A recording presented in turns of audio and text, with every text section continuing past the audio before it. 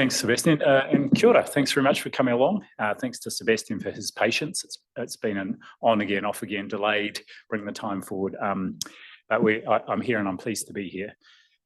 It's what I'm doing currently. Those of you may know me from previous roles. I'm professor at the School of Population Health at another university, University of Auckland, and also just recently taken on the role as interim chief executive at VSR, which I'm really enjoying being back in an organisation that I'm kind of more used to delivering stuff, and I really enjoy leading with a team. And so, yeah, but the work at both those places is also really relevant to this work, which I actually completed as on contract to Minister of Foreign Affairs and Trade. So the Ministry of Health and Ministry of Foreign Affairs and Trade paid for me it was a contract for my time and also my travel to be able to participate in this process as a co-chair of what's called the Bureau, and I'll talk a little bit more about that. So I hope to speak for about, 30, 35 minutes, just talk about this process and what it resulted in, but also kind of how did we get that to happen, given the what's happening internationally, and much of what is happening now internationally was already happening. And of course, with the fractures in both kind of geopolitical lines, but also the impact of the pandemic and sort of some of the, what you might call hangover of the pandemic also playing into it. And a parallel pandemic treaty process happening, we decided to make it even more difficult for ourselves by having two related processes concurrently. So, well, let's get underway. In the room where it happened, I was certainly in there. Please come on in. Certainly in the room, 42 days in the year and a few nights as it transpired, but we'll come to that. So the group I was co-chairing, the Working Group on Amendments to the International Health Regulations 2005. So sort of as the pandemic acute phase was still well underway in May 2022, the World Health Assembly decided to establish this group. And at the same time, it established an international negotiating body to develop a pandemic treaty or a pandemic instrument. All countries were invited to provide suggested amendments by September. And so over 300 of those were provided, highly variable. Some were very small, some were very significant. So we had this sort of 300 potential amendments and 196 states parties, which is our 194 member states of the WHO, plus two other states parties that aren't member states, the Holy See and Liechtenstein. So what could possibly go wrong with that 300 times 196? But we had all these amendments. Many of them were also similar as well. So that doesn't mean there were 300 distinct ones. Then I was sitting at home in early November 2022 on a Saturday night, and I got a message from someone I met years ago when I actually worked at the WHO, and her name is Lois Pace. She's the Under Secretary for Global Health at the Department of Health and Human Services in the USA. And this text arrived out of the blue, and classic Lois style, "Hey buddy," she said, "Hey buddy, can you take a call?" So I said, okay, I took a call, and she was wanting to check and see if I was available to co-chair this process. They wanted New Zealand to do it. And she knew me, and so the US was quite keen to see if that could happen. Meanwhile, the US ambassador in Geneva was ringing our ambassador.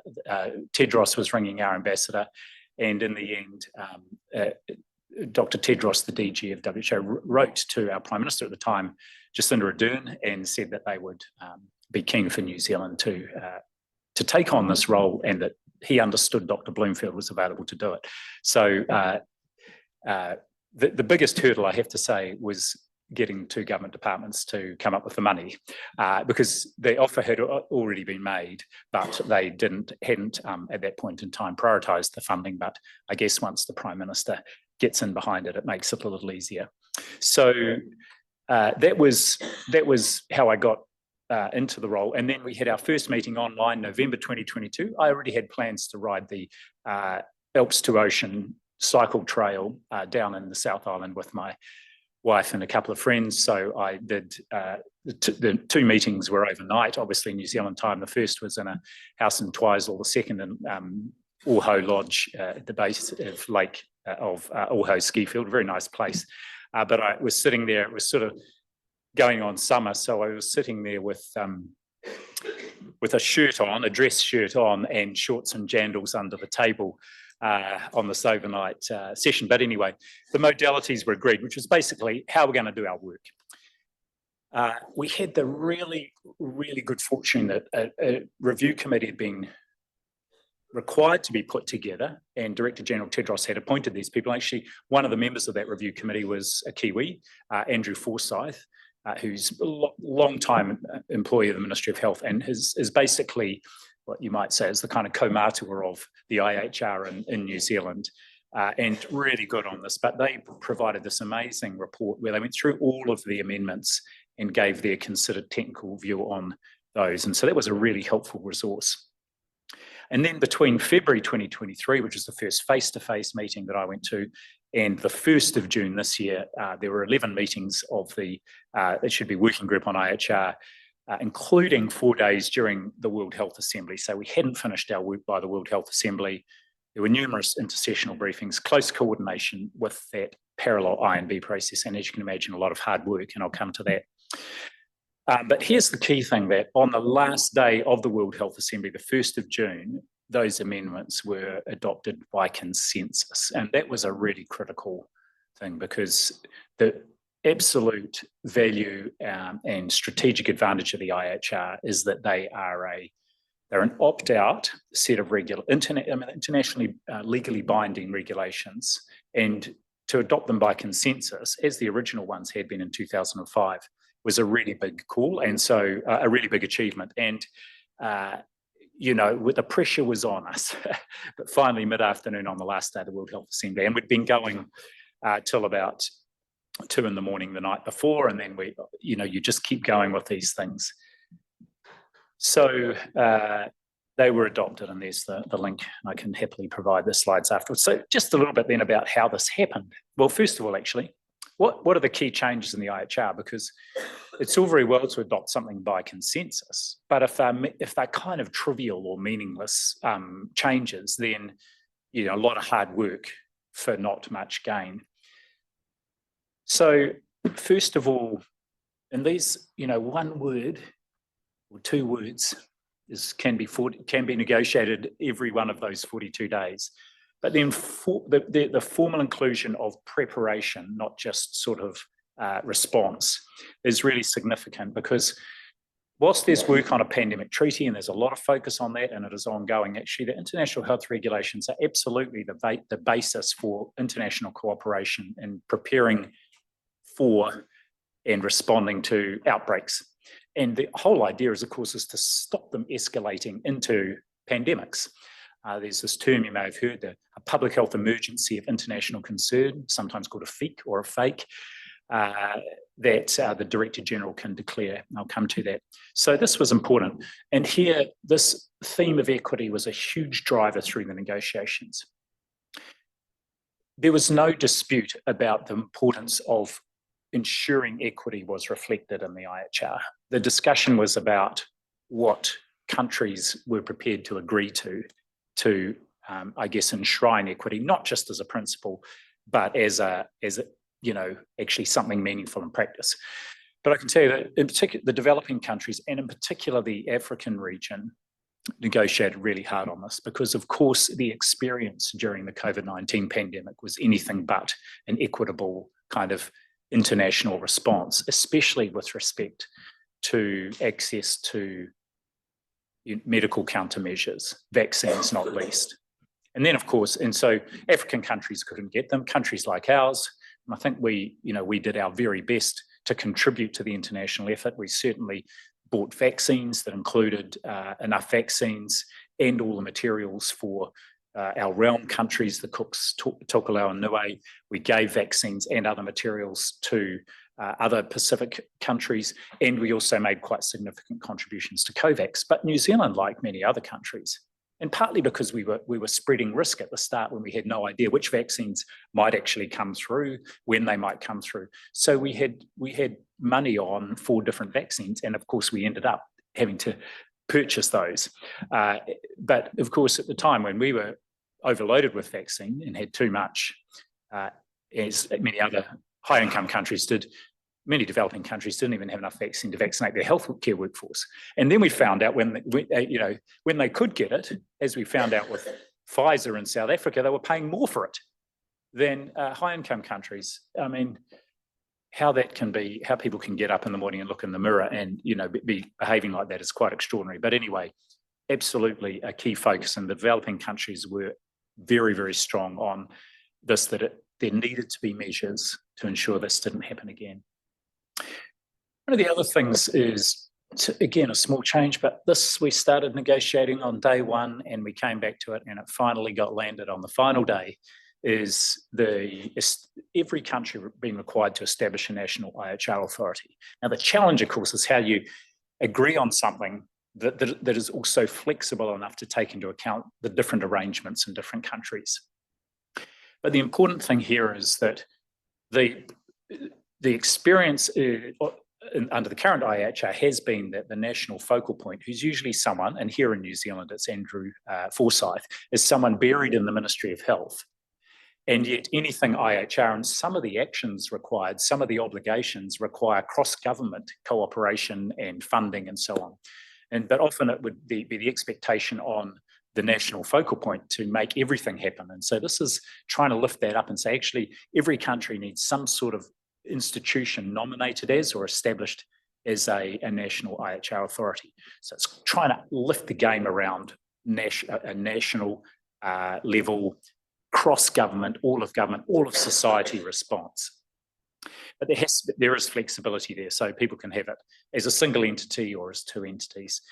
Believe me, these are, and I mean, just to give a flavour of this, these sorts of arrangements, countries like the Russian Federation and China are really, really uncomfortable with, because it feels like they're being told how to govern some aspect of their country, they worry it's interfering with their sovereignty and their own decision rights. I should say, this is one of the big challenges we were facing, and this is an even bigger challenge for the pandemic treaty negotiations, is this very well orchestrated, funded by I'm not sure whom,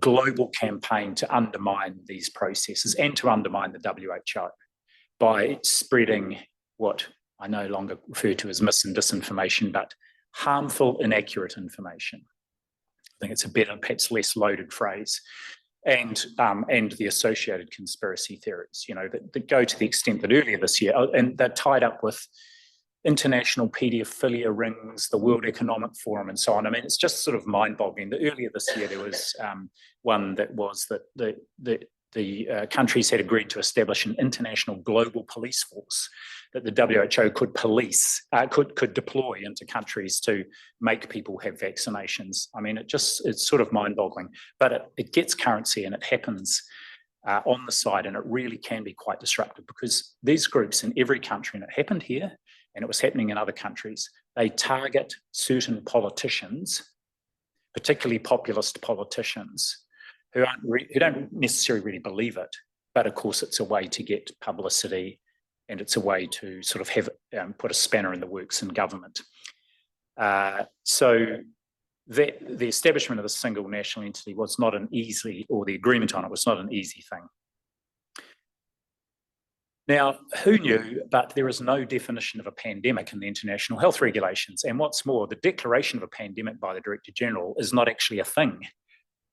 What the Director General did back in March the 11th, 2020, happened to be March the 12th, 2020 here in New Zealand, which is my birthday. So in the subsequent 2 years, I aged about 10 years. But when the DG then, when he apparently declared a pandemic, in fact, all he did was characterise the fake as being a pandemic. Now, this is a fake that is actually, it's a public health emergency of international concern that is a fake. The problem is, by the time it's become a pandemic, it's kind of too late. And what we were trying to get to here, and this was a strong message from the DG and from, some of you may not, Dr. Mike Ryan, he's the Deputy Director General at WHO. He's one of the Irish fellow, extremely smart, and fronts a lot of their media briefings. What he said was that from the 29th of January, which is I think the date when the fake was declared, the DG was saying this has the potential to become a pandemic.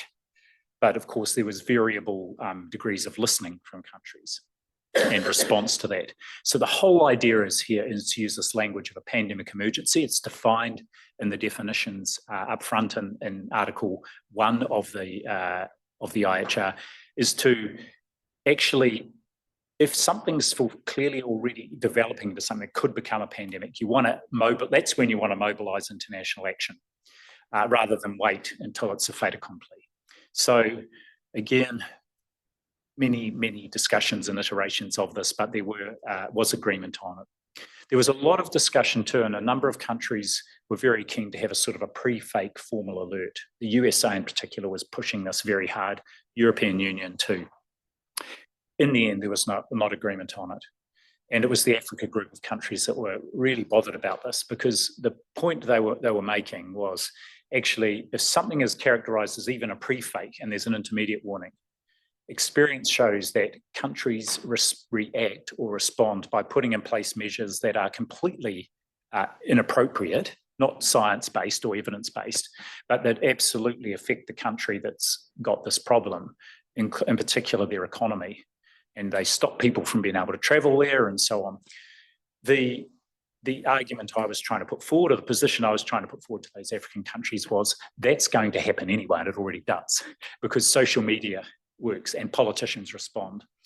But if you put in place a pre-alert where the DG of WHO can actually provide advice that says, here are the appropriate things to do, and these things are not appropriate, then actually countries have to justify why they're doing the inappropriate things, why they're going outside the advice of the DG. So wasn't agreed. Again, it was a last day thing, because of course part of the way these negotiations unfold is there are trade-offs. So the big parties have got their positions that they might be prepared to, they have their absolute red lines, but then there will be positions that they are prepared to negotiate or give, but you don't give them too soon. So the last day, there's always a lot at stake. I can tell you, I went for a sort of a mindful walk during lunchtime around the WHO grounds. Actually, it was the grounds of the Palais des Nations, which are beautiful in Geneva. The peacocks there calling out, and just to kind of think, okay, I think we're going to get there, but there was an enormous amount at stake.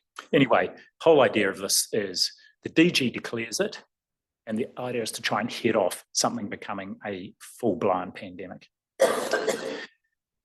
This, of course, was really important. Health products being referring to vaccines, treatments, personal protective equipment, PPE, all manner of things. And this was a key provision to get agreement on.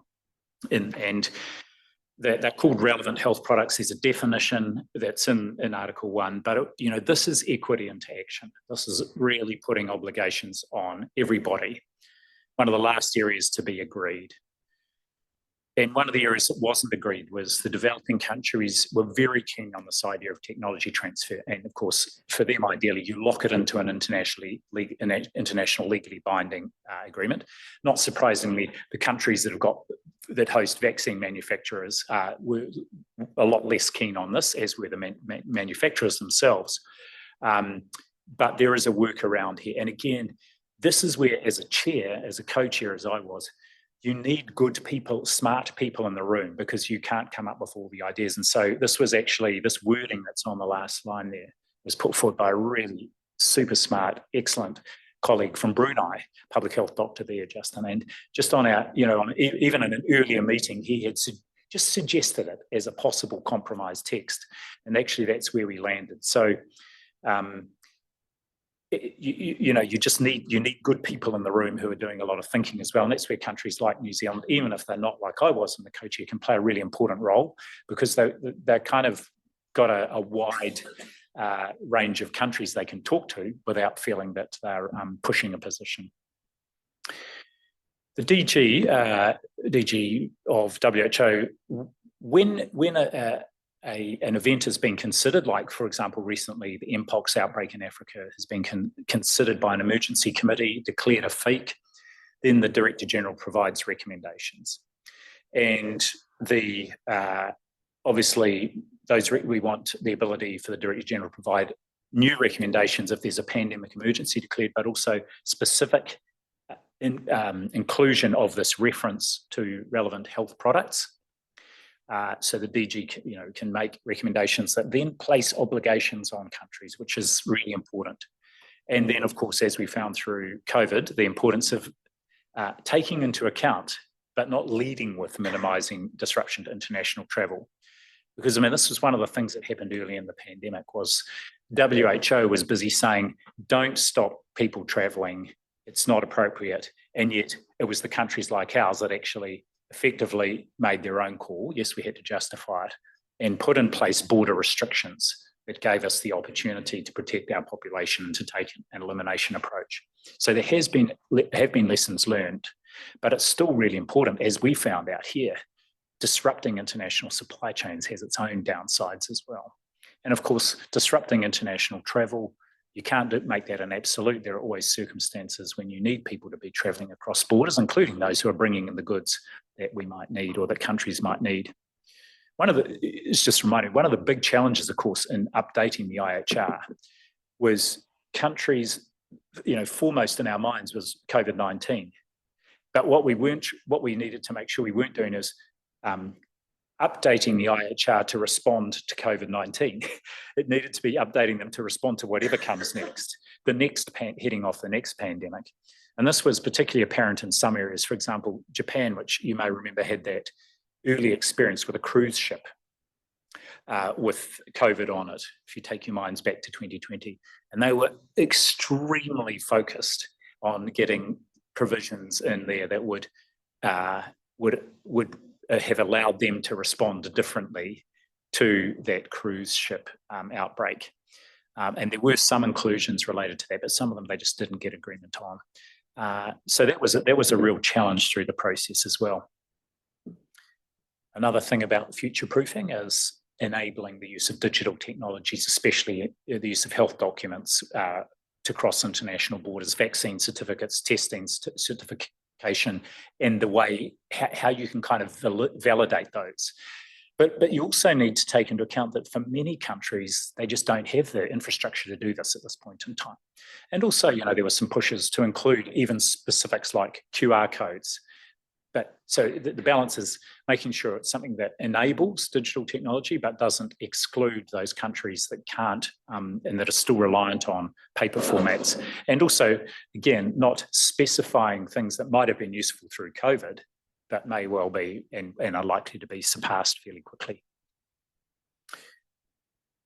Now, this is really important. Article 44 in the IHR is about states parties supporting each other. And these were really significant changes here, including a specific reference to addressing the needs of developing countries, a really important inclusion. And the third bullet point there, and I'll come to Article 44 bis, some of the arcane numbering that happens when you're in these negotiations.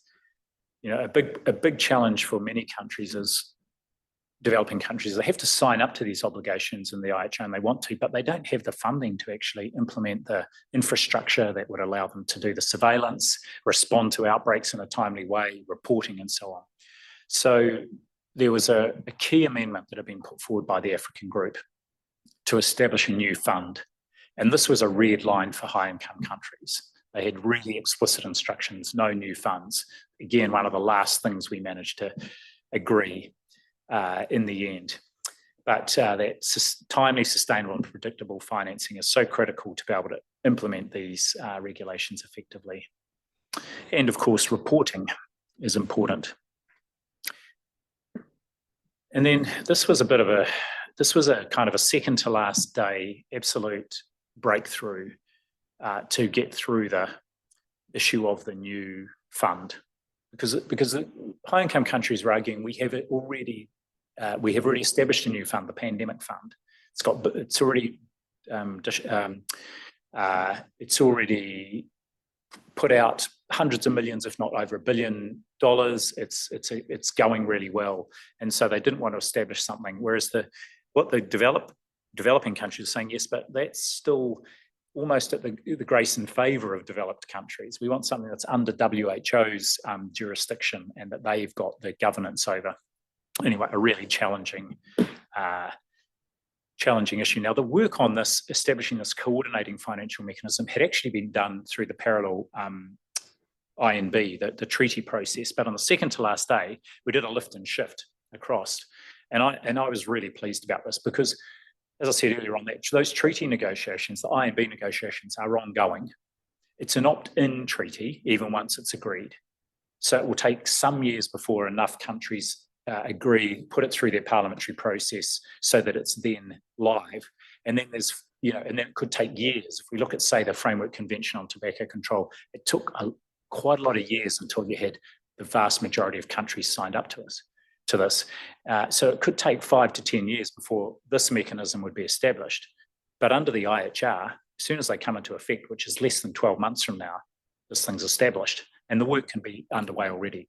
So it was a really nice breakthrough on the Friday of the last day of May, 31st of May. So no reference to a new fund, but again, just look, this is how you get around these issues. Yeah, no reference to a new fund, but it does include text to work to mobilise new and additional financial resources without specifying a new fund. It's the art of the possible. In addition, of course, to the fact is there is a huge amount of money available, but the problem is that a lot of it is is duplicating existing financing. It's not well coordinated, doesn't necessarily respond to the needs of developing countries. So that was important. And then to address this issue that the Africa group was really concerned about, this mechanism is accountable to the Health Assembly. So it's under the governance of the WHO, which is really important, not a group of high-income countries.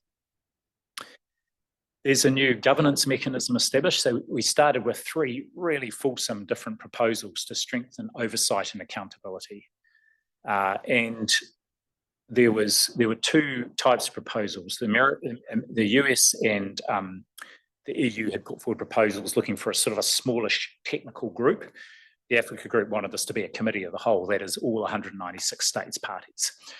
This was a last day thing. This was a last hour thing that we landed this. And in particular, it doesn't include, and this is the 3rd bullet point, some countries, and I'll be specific here, China, Russian Federation, Iran in particular, anything that gives a sense that they're compromising their sovereignty, in other words, accountability of a country to an external body. They were adamant couldn't be in there. However, we did get agreement to establish this mechanism, which will be put together. There's work to do, of course. We've got to the start line. That's a good thing. And the idea is that there's no better accountability. Some were arguing, especially NGOs, that you needed, and Helen Clark's doing this from where she sits in her commentary on this, is that it needs an independent monitoring mechanism. The problem with independent monitoring mechanisms is that countries can just ignore them. In my view, yes, you should have independent monitoring. You need those outside bodies that are doing it anyway, but this is really important because this is about shared accountability. This is holding each other to account. The only body really that can hold individual countries to account, and this happens in treaties around the globe, are the countries themselves. So this was a real breakthrough. Annex 1 of the IHR has got a long list of the core capacities that countries are expected to develop, and so this was expanded, some new capacities and new requirements. But again, really important, bullet point 3. You can't just say to developing countries, we've got to do all these things and then expect them to be able to get on and do it, especially if they haven't got the money to do it. So we've codified in that the expectation that countries will help each other. Now, just a collection of photographs to show I was in the room. Let's sort of go round clockwise, starting on the top left there. You can see our bureau. I'm standing in the middle next to my co-chair, and the photo below that is me beside my co-chair, Dr. Abdullah Asiri. He's a senior public health specialist from Saudi Arabia. We got on very well, and I think that was critical to the success. The 6 bureau members are in the middle of that photo. You can see, so 1, 2, 3, 4 Finn, slightly bald guy with the yellow tie. That's a great colleague, Colin from the USA, Ambassador Grata from Indonesia, the only female, and then was replaced by a male halfway through. So our gender diversity was very poor. But every person is nominated by their region, and so it's a little bit dependent on what each region who each region puts forward. There was Abdullah Asiri, as I said, myself, Francois Rivesso, a retired retired diplomat, ambassador from France, and then Dr. Machiro, Dr. Sultani there from Kenya, Deputy Director General of the Ministry of Health in Kenya, extremely smart, absolutely able, and the work he did to keep us linked up with the Africa region was absolutely critical. So I put this photo in the top right there because you will recognise one of the people there. You might recognise two, Dr. Tedros, second from the left, and then the person on the right. So this was the World Health Assembly last year, 2023, where Jacinda Ardern was one of the invited speakers. They usually have one or maybe two top, people who are globally known. So I've been to many World Health Assemblies over the years. Bill Gates has taken on this role. Prince Charles one year. So they're very well-known people. At the personal invitation of the Director General, Tedros, Jacinda, I have to say, people know about Jacinda Ardern, and they know about what New Zealand did during the pandemic. And you would, the contrast in what the international view of New Zealand's achievement is compared with some of the perspective here is just extraordinary. And I want to just a couple of little things to share. When I was at that World Health Assembly in 2023, I was there before, in 22, I think. I was in the coffee queue at the World Health Assembly, and I happened to be behind Dr. Mike Ryan, who I mentioned, and he told me, so actually I recognise you. He said, we think of New Zealand's response as at the pinnacle of the COVID-19 responses by countries. And he wasn't just saying that because it was me, I know. But I had many colleagues right through the time I was involved in this from around the globe were just, how did you do it? How did New Zealand manage to do it? Are people there more compliant? No, actually, not. It's about leadership. It's just political leadership, and we will see what the inquiry comes out with. But the important thing here is we did achieve something really significant. As part of my role chairing this, I went in August last year to the G20. India was the G20 presidency. I was invited to the G20 health ministers meeting in Gandhinagar, named after famous Indian Gandhi, of course, to just update them on this work. And I went to, in the nearby city, is the sort of the commune that Gandhi set up, the compound when he first came back from South Africa, where he'd been a lawyer, and he started his sort of movement. And I was there, and I got shown I had my own driver. I mean, if there's India, you have your own driver. I had my own sort of guide who was a doctor from the Ministry of Health. And at the end of this tour, the woman who took me around, the guide I was with explained who I was. And she said, New Zealand, we love Jacinda Ardern. We love Jacinda Ardern. She said, yes, COVID, but it was her response to the Christchurch massacre that really put her on the map. She then went on to tell me that her daughter was studying postgraduate engineering in Christchurch, so it's a small world.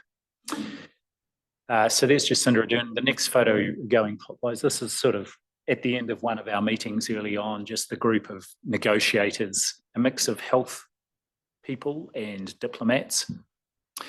And then I've talked about the photo of myself with Dr. Asiri. And then in the middle, myself and Claire Van Behemen Hunter, who's our health attaché in Geneva, looking slightly hysterical. This is in the room after we had landed this. And you can imagine the tension. After 42 days, and as I said, we'd been going till 2 o'clock the night before, the World Health Assembly was all sitting there waiting for us. So the tension was high, and this is a few minutes after we had landed the deal. And I can tell you when the deal, when the final hammer went down, the room erupted, absolutely erupted with joy, with relief. Everybody's celebrating, and here's myself and Claire enjoying a slightly hysterical, but just savouring the moment. And people came from all over because you could hear it right through the Palais des Nations. People came to just help us celebrate that achievement. So, you know, a lot of tension. But how did we get there? Well, the basics. The Bureau is like the board of the process. What I told you, I showed you the photo of the 6 reps in charge of kind of leading the process. And we worked really hard from early on. And this is something I love doing, to work as a team. It's one thing, you know, leadership is a team sport, an invitation to collective action. So gelling as a team, and this is where we had a bit of an advantage over the INB Bureau that didn't work quite so well as a team. We were blessed that there weren't any egos around the table. That helps a lot. But a common sense of purpose, working together, speaking with one voice outside the room, having the discussions inside the room, but then speaking. And then building trust in the Bureau and the process. And one of the things we did, and I'll show an example, is every time we put forward a change, so we got to this point after about the 3rd meeting where countries were saying to us, can the Bureau take this away and come back with a proposal? And every time we did that, we would provide a really clear rationale. So it wasn't a black box. Well, where did this come from? Doing the basics well, careful listening, respecting every intervention, even though you've, you know, for some of them, you wanted to roll your eyes and go, you've got to be kidding me. Or someone saying the same thing on the last day, you know, a statement of their position rather than a way forward, than the same thing they were saying on the first day. But knowing just when to push, when to challenge a bit. And on the last day, when we were really down to it, I even got to the point where I said, now I can see some flags up here because you put your country's sort of nameplate up. I'm interested in interventions here only that are providing solutions. I know, we all know, we've been together 42 days. We know each other's position. I'm looking for solutions here, and you see a couple of flags slowly being taken down. But it's just getting that right. But you can't do that unless people have trust in you. And key last minute conversations. So 2 for me. I've talked about 2 countries who were really quite, you know, probably the last ones to get across the line, the Russian Federation and Iran. So Russian Federation, Iran and China, I knew were going to be tricky through this process, or potentially tricky. Actually, the Chinese delegation was fantastic. At times after we'd had a debate, a discussion or a session, and they had put forward a position very strongly, they would come up to me in the break and say, we really support you, we want this to succeed. We had to state our position there, but, you know, if this moves in this direction, we'll be able to come along. So a couple of critical meetings, one with the Russian Federation during the final, just at the start of the final day. And this was about establishing that committee of the whole, that oversight body. And they said, we're really clear. By that time, we've built a level of trust. We have got clear instructions from our capital. If this word is in there, we will have to take it to a vote when it goes to the World Health Assembly. But if that could come out, and I knew we could take it out and people could live with it. So just getting to that point where people trust, you know, there's enough trust where they can say, this is what we need. And then presenting it back to the room so it's not pointing the finger at them, but actually saying, you know, well, I've had this message and we all want to get consensus, so I've got a proposal here.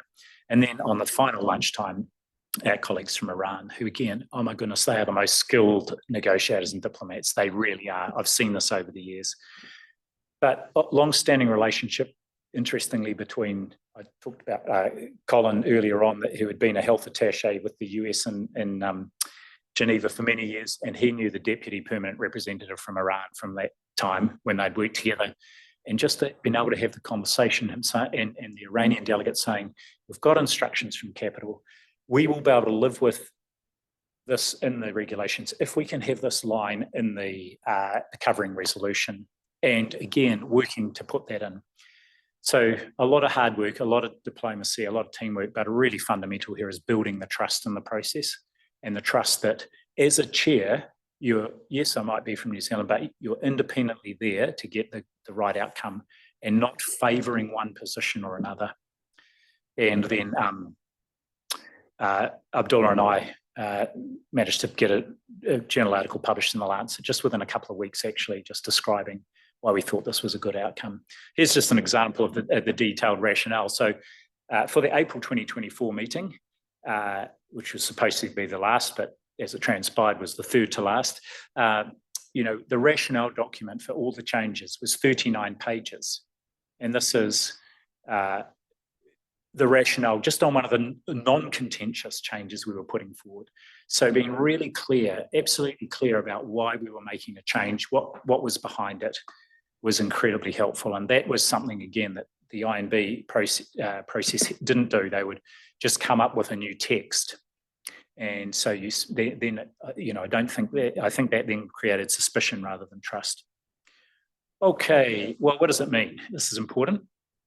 Again, I just make the case that actually the international health regulations are opt-out, they're universal, they are legally binding, and so they are the fundamental foundation for pandemic prevention, preparedness, and response. So, what are actually substantive provisions on equity? This is the really big achievement here. Technical amendments, yes, but actually some things in there that potentially shift the game in terms of a more equitable response. And this is kind of a first for a new dimension for global health security. I think it lifts the bar, not as high as any of us might like, but it lifts it up, and then we can keep going back and lifting it further. And I've said it's an impact for all countries. Actually, a more equitable response is in everybody's interests, especially if it can head off outbreaks turning into fakes and fakes turning into pandemics. Developing countries will look forward to and expect more support.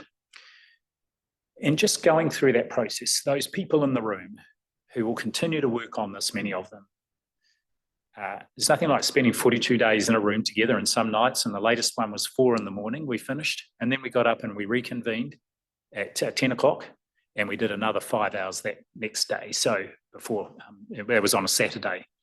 So, there's nothing like a shared challenging experience to kind of build trust and understanding of what each other's positions are, where people are coming from. And I always, ever since I went to my first World Health Assembly and watched how this arcane world of international diplomacy works, and you see these positions that look to be diametrically opposite and irreconcilable. And over time, as people listen, and yes, it's a dance, it's theatre as well, but as you see people coming together and agreeing on what's possible, and it's all through spending time together and listening. If 196 countries can do this, imagine what we could do in one country here. Well, we did do it through COVID. That's about all I want to say about that, as Forrest Gump said. That's 12:44. We've got about 10 minutes, 11 minutes for questions. So, yeah, really keen to hear your thoughts.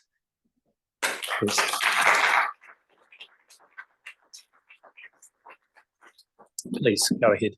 Now, I think we've got microphones, so anyone online can also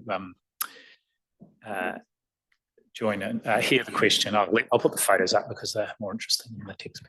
Thank you. Very eager to get my question in. Firstly, thank you very much. Always an amazing, you speak amazingly. Always a pleasure to hear you speak. So my question was, with all of this work, I firstly want to acknowledge the sheer scale and the theatre of diplomacy over 42 days, 196 countries. But you've talked about the importance of equity.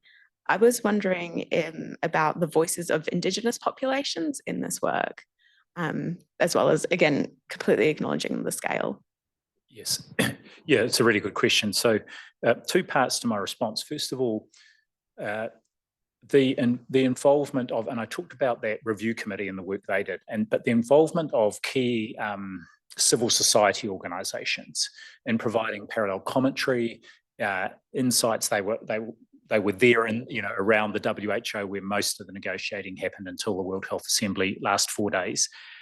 So their input is really important in helping shape the discussion as well, and particularly supporting developing countries that may not have the capability or capacity to actually put forward or contribute to the discussion inherently, but then often those civil society organisations will be providing them with support to do that. Secondly, whilst there was no, well, no, actually just the following from that was those organisations are not in the room during the negotiations. It's countries only. And the main reason for that is so that countries can feel they can say what their view is without feeling it's going to then be sort of used against them. So you need people to be able to be honest. So the obligation to ensure there was an Indigenous voice there, and that fell to countries like ours, of course, was with those countries themselves. And there were a number of discussions as we went through the 42 days where this was raised.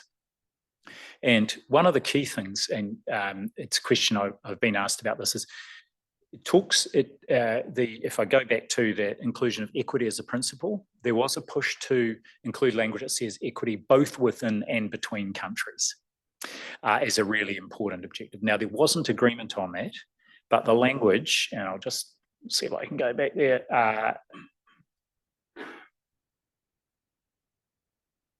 I'm not sure I've got the exact language there, but the language is intended to be able to be interpreted that it applies to both, quite deliberately so.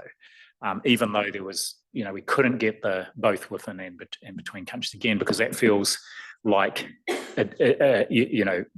some countries say that's impinging on their sovereign rights. So yeah, I mean, it's a really important obligation on countries like Aotearoa. The other thing we had was very related to the Indigenous voice was there was only one Pacific country that was able to contribute throughout, and that was Fiji. Now, fortunately, the person from Fiji, Dr. Sulikan, is absolutely outstanding. She was on that review committee. She's on the technical advisory group to the pandemic fund. She sort of helped lead their COVID response, and she was funded by WHO to attend all the meetings and provided an amazing input, even in her own right, but also brought that Pacific voice. And that was another obligation we saw as well. And so we were canvassing our other Pacific countries to make sure, and regularly before each meeting, convening them and our region. I would do that online just to see if there were any issues they wanted us to take through there. Yeah. Dr. Baker. Well, thanks, Ashley. Great to hear that presentation, and congratulations on steering this process through, because I guess a lot of commentators thought it was impossible to get agreement for the IHR this time around, so well done. And I think obviously that's a big advance in critical areas.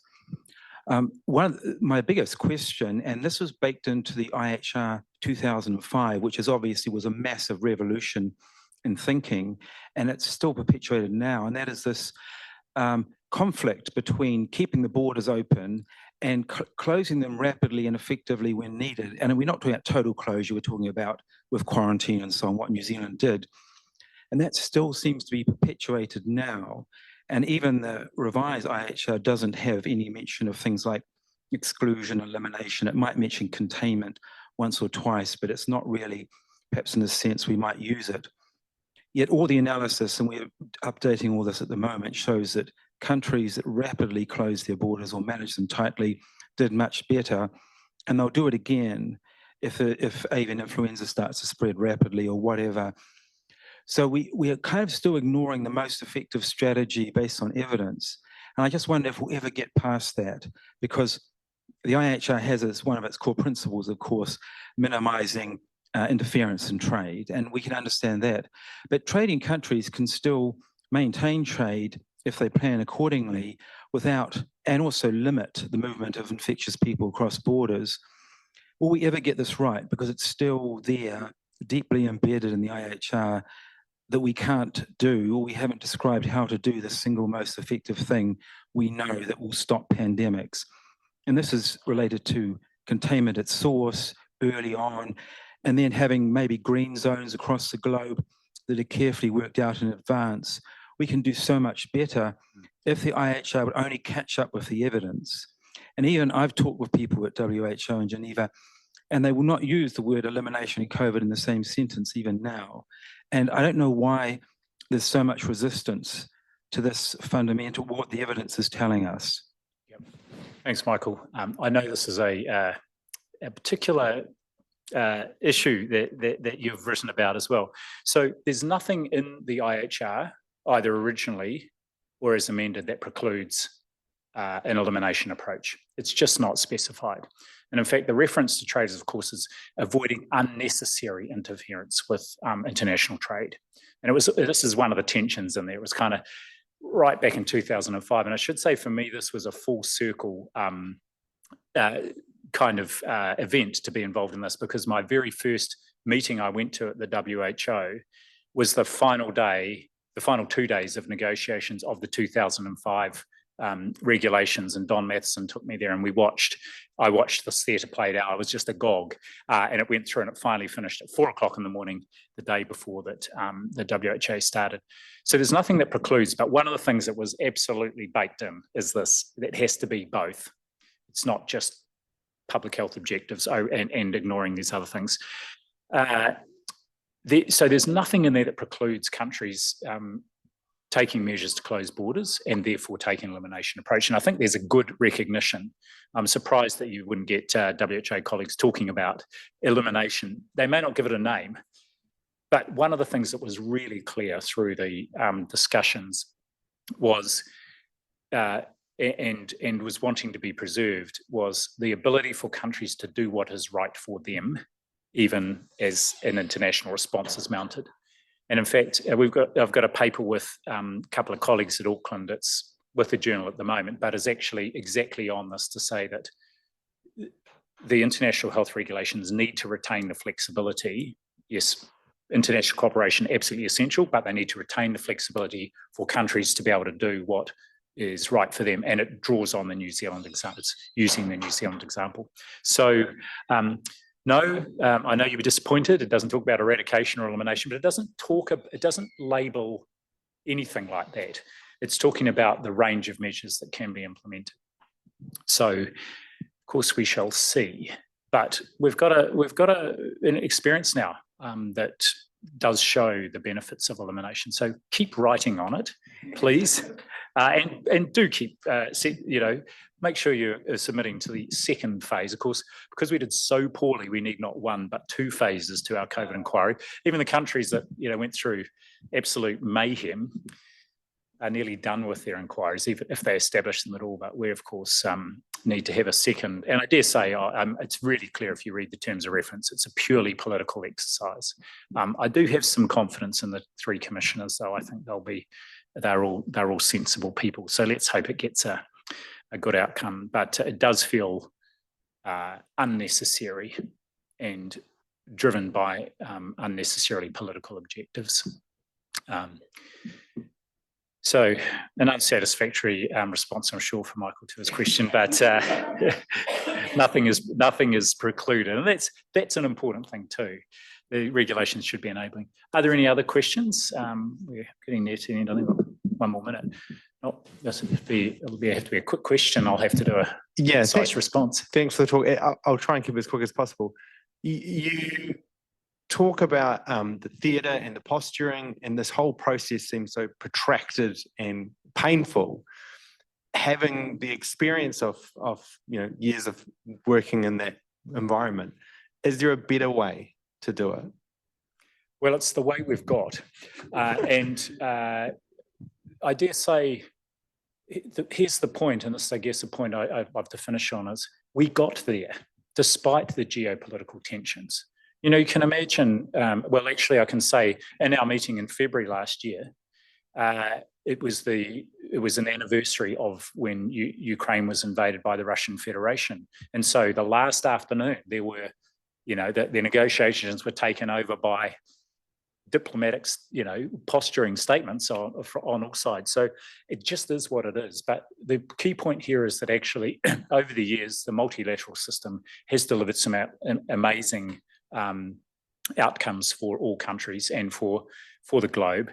And here we were able to do it through hard work, diplomacy, listening, more hard work. Did I mention that? But actually the system can and still does work. And so for me, it was a win for WHO, and it was a real win for multilateralism, that actually, despite our differences, if we go about things the right way, and it's important enough, we can get agreement.